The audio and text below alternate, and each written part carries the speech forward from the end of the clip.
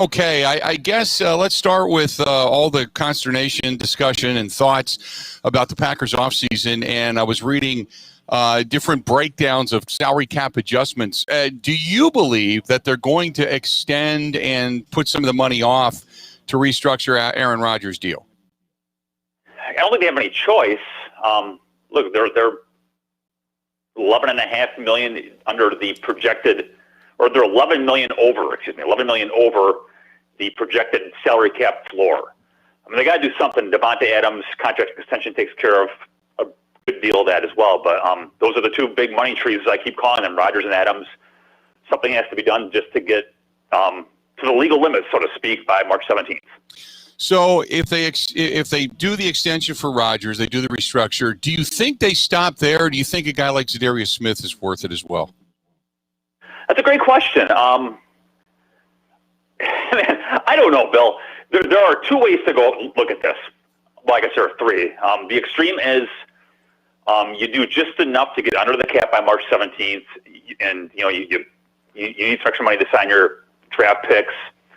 You need a few extra dollars to, all those in-season moves cost money. Like when they elevate Joe Blow from the practice squad to go play on Sunday. I mean, all that stuff costs you money. Mm-hmm. So you can either do enough contracts to get you through all that stuff, or you do enough contracts so you can go sign J.J. Watt or Aaron Jones or be competitive in it's going to be an overwhelmingly strong free agent market because teams are going to be cutting guys left and right. If that's the case, you do Rodgers, you do Adams, you do Zadarius Smith. I don't know what Goody wants to do. He did say at the end of the year that they would that they are in a win now mentality. Is just how win now are they? Do you? Right. I mean, I used the phrase "all in" a story over the weekend. I hate to use it, but do you go all in and just kick everything down the road? Zadarius Smith, Rodgers, Adams, you name it. You kick it all down the road. You figure out 2023, 2024 when you get there, or you take a more modest approach. I don't know what he wants to do, to be honest. But it is just unbelievably fascinating. It is. I agree with you. It's fascinating. It's also, I guess if I'm a Packers fan, I'm sitting here thinking to myself, if you don't go all in over the next 3-4 years when you're talking about Aaron Rodgers and having him as that availability, I mean, you're not in the draft and develop mode anymore. You've got 3, 4, 5 years, depending on what you want to do, of a Hall of Fame quarterback sitting in your fold. At what point, if now is not the time, at what point do you go all in? You know what I mean? I know, you're right. It is now. It is interesting. I mean, they are already up, what creek in next year's cap. Even if it goes way up, they are way toward the bottom of. Actually, I think they are at the bottom of cap space. So, I mean, to some extent, you do have to worry about tomorrow because you got to pay for it. But you're right, Bill. First, I mean, what are they going to do with Rodgers? I mean, that's the first domino. I mean, they said they're connected to him, and he's their guy. So does that mean that you extend him through 2025? I mean, you could do that, and you can create a whole bunch of cap space that way too. Mm-hmm. It is. I guess Rodgers really, to me, is the first domino that has to fall. I realize what they told us, but the money is going to speak in the length of the contract and how much of the guarantees you're going to give to Rodgers down the road to make him feel like he's the guy for the future. So that's the first domino. But you're right. If goodness knows, ask the Chicago Bears, ask the Minnesota Vikings. There's no guarantee that next quarterback is coming, right? I mean, right. Jordan Love might not be the guy. I mean, literally, he might not get a chance if you extend Rodgers through 25. Jordan Love might be this weird asterisk in draft history. The next guy might not be drafted until 2024. Mm-hmm. Do you think, because we've talked so much about the J.J. Watt factor here in this state of Wisconsin, do you think that is a reality, or this is just more wishful thinking on behalf of the fans? Well, just a few minutes ago, I am not a Peloton guy, but someone screenshotted J.J. Watt's Peloton, and it says Green Bay, Buffalo, Cleveland. You tell me. Interesting. Look at Field Yates' Twitter. He's who I saw from. He retweeted somebody else. Those are the teams that have been reported all along. I keep writing about J.J. Watt because he's there. He's been in the short list all along. There's a reason why I keep writing about it. It is not wishful thinking. The longer that he's a free agent, the better the odds that it happens because he's going to cost somebody. That $16 million thing I think is total crap. But he's not going to come cheap. But the longer that he's a free agent, I believe that price probably comes down a little bit. So, Green Bay's right in this thing. Yeah, I'm actually sitting here taking a look at it right now, and you're 100% correct. It says Super Bowl SB 56 ... Green Bay ... Cleveland ... Buffalo. So if anything, like he says, he's certainly looking at a few teams that he believes might be able to get in there. Who do you think gives him the best shot at getting to a Super Bowl? Green Bay, right? You would assume. I mean, are you convinced that? I mean, look. I haven't seen enough of Buffalo and Cleveland to give you a super informed opinion. But is Josh Allen good enough to get to the Bills to the Super Bowl? That's more of a hypothetical question. I have no idea. Baker Mayfield's kind of a one-year wonder kind of. He had a hell of a good year last year. At this point, I think last year people were kind of wondering about him. So, if the Packers got to the they got to the championship game the last 2 years. I mean, I would think that gives you the best chance, right? Right. Buffalo has cap problems. Cleveland does have some cap space, so they could probably afford him a little easier. But just looking at last year, I would say Green Bay is. I think the Packers give him the best chance of getting there. I guess it all comes down to what he wants to play for and what kind of money they. I mean, that's what it is. I mean, otherwise this deal we would be hearing about something being done, but right now, for lack of a better term, I just think that it's. I think he really wants to play here. You look at all of his pictures; he's clearly here in the state, working out at the facility down the road from me. He's shoveling snow. He's taking pictures of his house and cabin and such, and. It's clear that he wants to be here. I think it just has to be able to be worked out to where they can actually afford him. And you would now. Yeah, the thing's a big deal. That's a big deal, Bill. I mean, the guy gave up $17 million to play for Houston. Now he can say whatever he wants about money not mattering. It matters. In fact, I talked to one of my sources was one of the teams that was in the Watt mix. Money matters. I mean, he talked to Tom Kahn and his agent. Money matters. I mean, you're not going to go from $17 million to $4 million. No ego in the world is going to take that. Right? What is a good number for him to play in Green Bay and still be to the point where you're not handicapping yourself as a team? Yeah, my guy said 3 for 30 would be a fair market for Watt, and if that's the case, you could go cap-wise, you go $6 million, $10 million, $14 million, or 7, right. 10, 13, something along those lines, right? And guarantee what, 15 of it? Yeah, and then you throw in a bunch of incentives, right? I mean, the guy has been on IR 3 times the last 5 years. You put in playing time incentives, stat incentives, to get him to, if he really is steadfast on playing for, I'm totally $14 million a year. You have, $10 million of contract and average, then a bunch of incentives.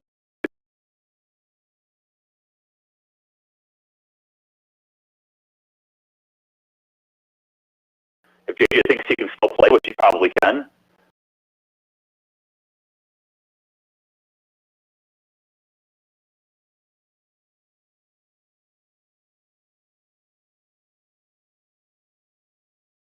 Yeah, it is. It's a quarterback league, right? Which means you got to stop the quarterback. And Jair Alexander is great. Can't cover everybody. King had a bad year. Maybe he comes back because nobody else wants him. James Sullivan in the slot was fine, but you can probably do better there. So yeah, you got to get better at corner. And yeah, I would. And they drafted Josh Jackson a couple years ago. He couldn't even be active on game day. He's fallen so far. Same with Kadar Holman, who was drafted in 2019. You got to get corners. You got to get a lot of them, 2, 3, I would think. Then the next probable pick would be if you get Watt. Let's just say they do, and then obviously you shore up your secondary. What else is a priority? Do you think? Because obviously we believe that Aaron Jones is going to be gone and A.J. Dillon is going to be the next one. Do you bring back Jamal Williams for a smaller amount at that point in time? Yeah, that's a great question. What is his market? And again, I have no idea. He's a good player, but 3-4 any defensive coordinator? Yeah, does any defensive coordinator care about Jamal Williams? I mean, he's not a breakaway threat. I mean, he's like good at everything, but he's not great at anything. And I'm not sure with what he's worth. So it become a bargain. I would argue it would be receiver only because, not only because, but they have nobody under contract for next year.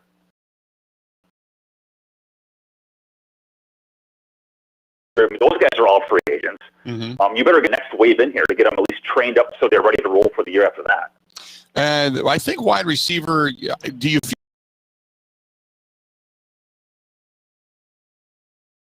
Jones to be so vital at, and that was catching out of the backfield? He was one of their better receivers. So to lose him, you're losing in essence a running back and a receiver. Do you feel good about the receiving core to where you don't have to bring in a veteran? You can pretty much stick with what you've got, the growth of Marquez Valdes-Scantling, Equanimeous St. Brown. If you bring back Tanyan and Lewis, minimal deals, and then you just draft another wide receiver, are you good with that? Yeah, I would definitely draft one because it'll be cheaper. Look, they don't need a receiver. They need a really good receiver. I mean, and that's what Goody said at the end of last year's draft, that you get to a point where, are these guys going to be any better than what you have? So, I have a second-round receiver, a guy who maybe play in the slot, maybe return kicks, a guy who can really make a difference for you.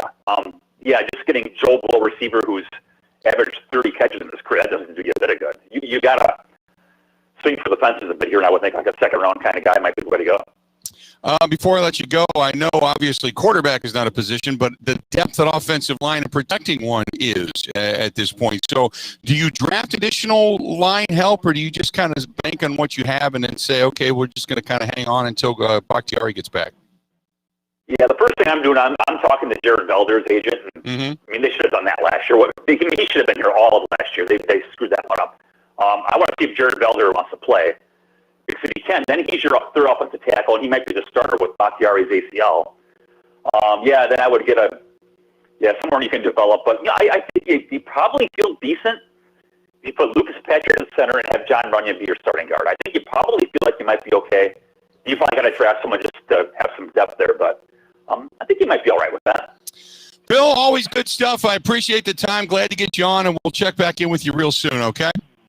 Sounds good. I'll take care. All right, buddy. Talk to you soon. There you go. That's our buddy Bill Huber from Sports Illustrated giving us a lowdown. He covers the Green Bay Packers. Yes, I just retweeted it, but Field Yates got a glimpse of J.J. Watt's Peloton bio. And it said, it now reads Super Bowl 56, SB 56, GB CLE BUF. So it looks like he's got it down to 3. And we'll see now where he ends up. I do Peloton. I'm kind of glad that J.J. Watt does Peloton as well. There you go. Good stuff. Liking it. If you want to chime in, feel free to go ahead and do so. You can call us 877-867-1670, 877-867-1670. Welcoming in a new yet old friend. Our friends at Quick Trip. You can buy the take meals with your Quick Trip card for a chance to win some take-home cash. It's that simple. Take home some cash. I use my Quick Trip card all the time. Just go in, put in your number. There you go. The other day, as a matter of fact, I was doing a little traveling, and they said, "Oh, by the way, you got a couple of bucks off that hamburger." All right. Quick Trip, though, giving away $50,000 in cash. And one $10,000 winner each week for the next 5 weeks. That adds up to $50,000. Quick Trip's take-home meals, freshly made every day. They're awesome. They're delicious, just like Mom would make. And you can take one home tonight, and you could take home $10,000 in cash. By the way, no purchase necessary. See the store for details. That is from our friends at Quick Trip. Stop into your local Quick Trip just because they're just absolutely freaking fantastic. Stay tuned. Do the Green Bay Packers, are they legit now when it comes to J.J. Watt saying 3 teams? You've got Green Bay, you've got Buffalo, and you've got Cleveland. Got a little money on those other 2. Packers are a little bit up against the cap. But which team, in your opinion, gives them the legitimate best shot to win a championship? Stay tuned. More of the Bill Michaels Show is next. Covering Wisconsin sports like a blanket. This is the Bill Michaels Show on the Wisconsin Sports Zone Radio Network.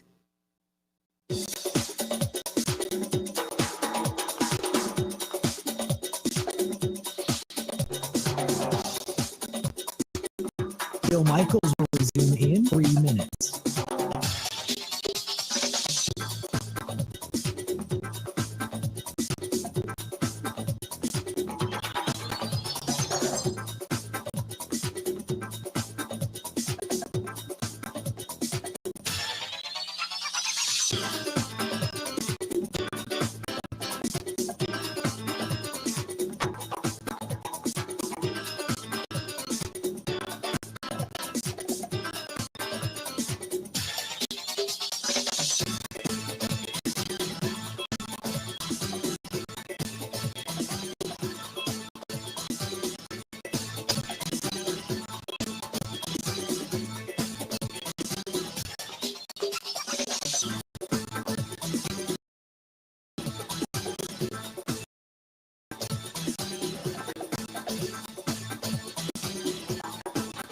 Bill Michaels will resume in 2 minutes.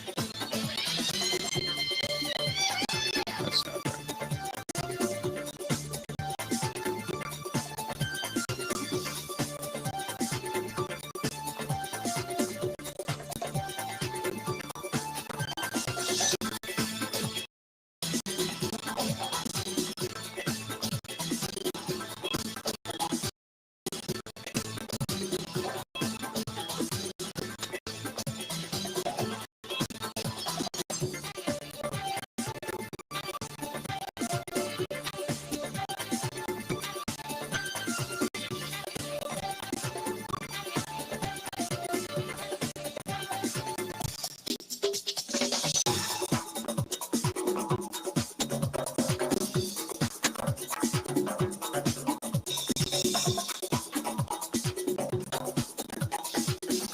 Bill Michaels will resume in 1 minute.